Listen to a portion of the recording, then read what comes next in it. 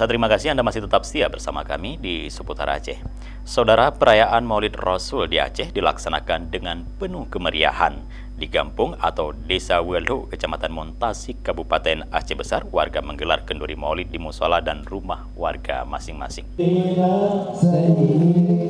Sejak pagi, kampung Welho sudah ramai dengan aktivitas masyarakat memasak kuah belangong di musola setempat. Kuah kari daging ini nantinya akan menjadi hidangan kenduri Maulid yang dilaksanakan pada sore hari setelah asar. Sementara itu, sejumlah warga juga menggelar kenduri di rumah masing-masing dengan mengundang sanak famili dan teman dari luar kampung. Geci Wilho Iqbal menjelaskan tradisi kenduri Maulid sudah menjadi tradisi masyarakat kampung dengan menyembelih sapi yang didapat dari hasil meripe atau sumbangan warga. Selain itu, warga yang memiliki kemudahan juga dapat melaksanakan kenduri di rumahnya masing-masing.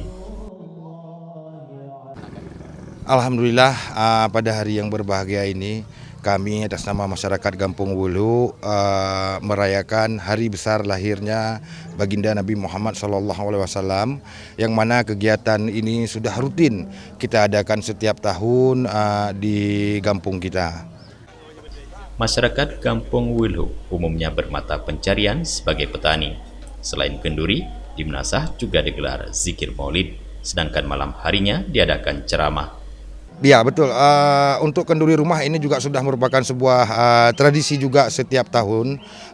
Pada tahun ini lebih kurang ada sekitar 15 rumah yang mengadakan kenduri di setiap rumah, yang mana mereka yang mengundang seluruh ahli famili, sanak keluarga mereka. Di samping itu juga pada sore hari nanti setelah selesai sholat asar, kita juga mengundang perwakilan dari beberapa desa tetangga dan sebagian masyarakat yang tidak sanggup dalam artiannya ekonomi yang terbatas, juga mereka ikut andil, yaitu membawa kenduri ala kadarnya ke Menasah. Nanti kita pengurus aparatur kampung dan masyarakat di sana mengatur hidangan tersebut, dan juga nanti warga dari kampung-kampung atau desa-desa tetangga, ada yang ke rumah warga masyarakat, juga ada yang di Menasah.